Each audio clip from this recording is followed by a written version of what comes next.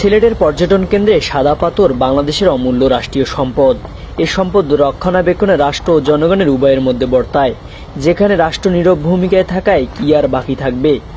এক সময় এই স্থান ছিল সাদা কালো পাথরের মনোমুগ্ধকর পরিবেশ, আর আজকে এভাবেই লুট করে নিয়ে পাথর শূন্য করে রেখেছে এই স্থান, যেখানে অন্তর্বর্তী সরকার রাষ্ট্রের সম্পদ রক্ষা করতে পারে না।